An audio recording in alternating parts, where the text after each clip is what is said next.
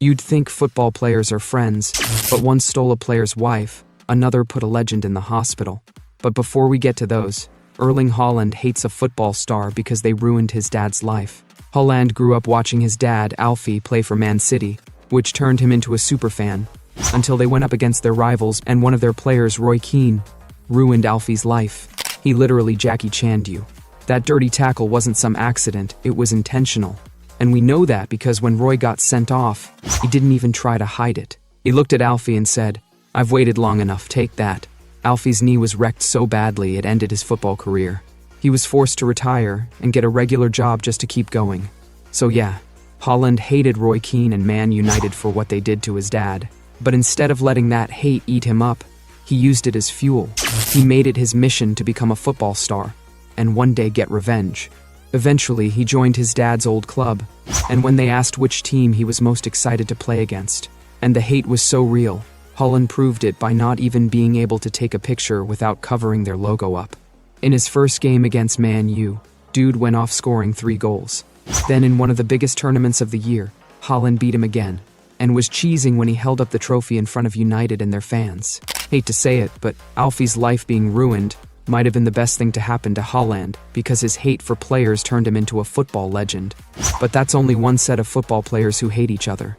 We still gotta get to the football player who smashed the legend's white, and the other player's beef that turned into a $17 million scandal. But before we get to those, Neymar's hate towards a football star broke up the biggest super team in football history. Ironically, there wasn't even any beef at first. When Neymar joined PSG and the club brought in another rising superstar, Kylian Mbappe, it looked like a dream team. 2 of the best players in the world on the same squad. Everyone thought it was a guaranteed recipe for success. At first, they were hyped to be teammates.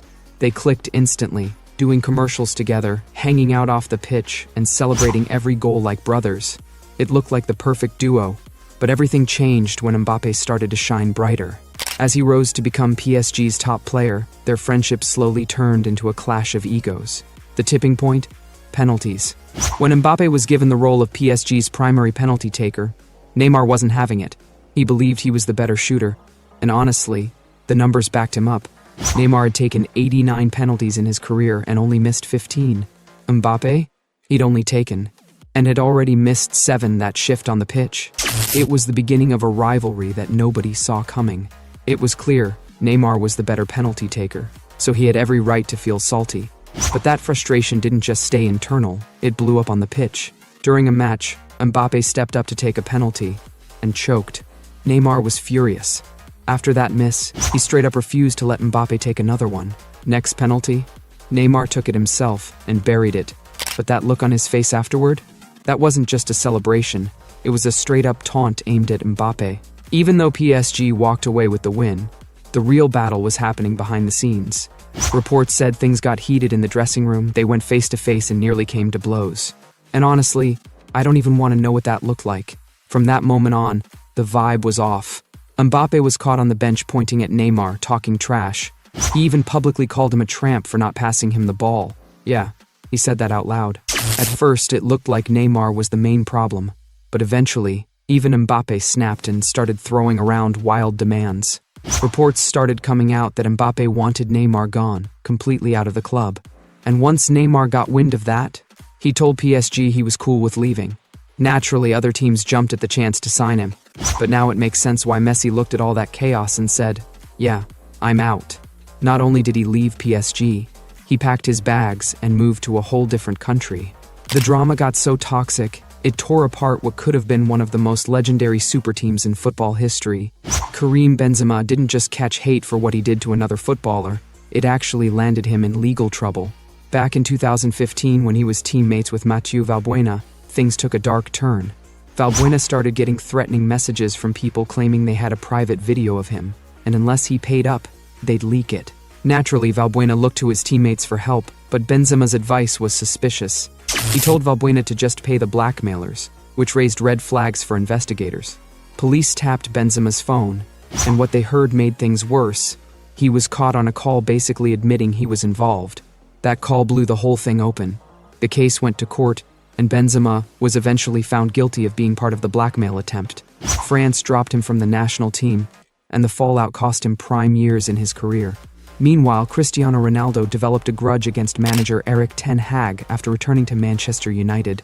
Instead of a comeback, Ronaldo faced strict rules that felt personal, starting with Ten Hag trying to control his diet, adding fuel to an already tense situation.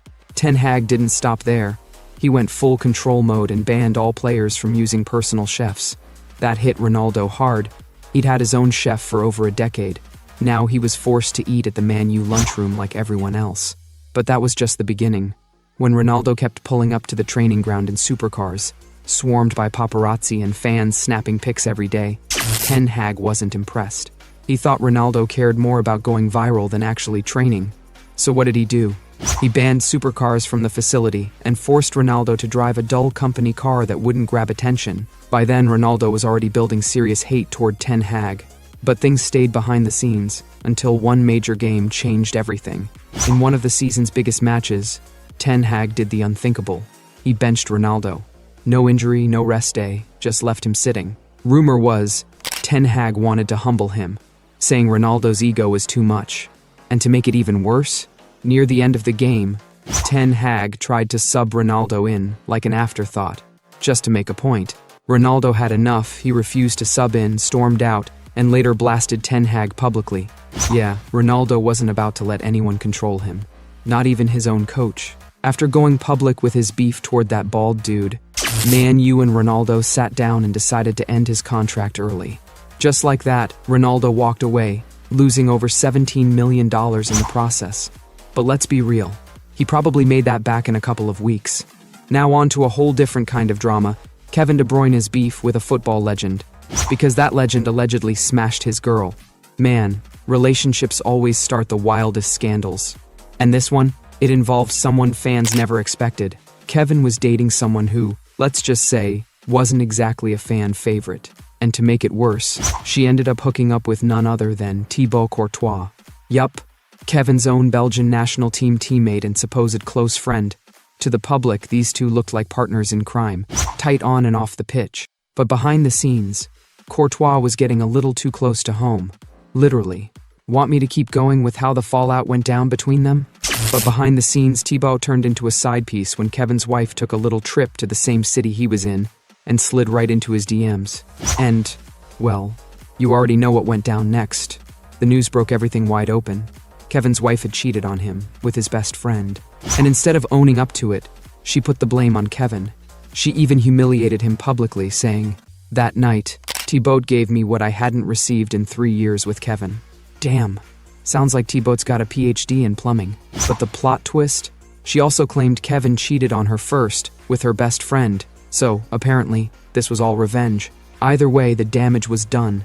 Kevin was crushed, the marriage fell apart, and whatever friendship he had with Courtois, completely destroyed. That betrayal? Yeah, that's where the real hate began. And Kevin didn't just hold that grudge in silence. He took it out on Thibaut every chance he got, especially on the pitch. Anytime they faced off, Kevin was dropping absolute bangers like it was personal. You could feel the hate. Even off the field, it haunted him. Honestly, I'm surprised Kevin didn't pull a Zlatan Ibrahimovic, because when Zlatan hates someone, he doesn't just score goals, he sends people to the hospital. But let's be fair, Zlatan didn't start the beef. Back when he was with Juventus, he faced off against rivals Inter Milan, and their star Marco Materazzi wasn't feeling him. Dude straight up tried to take Zlatan out with a brutal tackle that nearly snapped his knee in half. I don't even know how Zlatan stood up after that. Zlatan was fired up and wanted revenge, but his manager subbed him off before things escalated. Still, that dirty tackle from Marco stuck with him. 3 years later, on a new team, Zlatan finally got his chance, and Marco came at him again. After scoring an easy penalty, Zlatan took it further. He snapped, launching a taekwondo kick to Marco's chest and an elbow to the head, sending him to the hospital. When asked why, Zlatan simply said, "I hit him with a taekwondo move. I've been waiting for this moment for 4 years. So guys, please like and subscribe Satifo for more videos like this. Thanks for watching.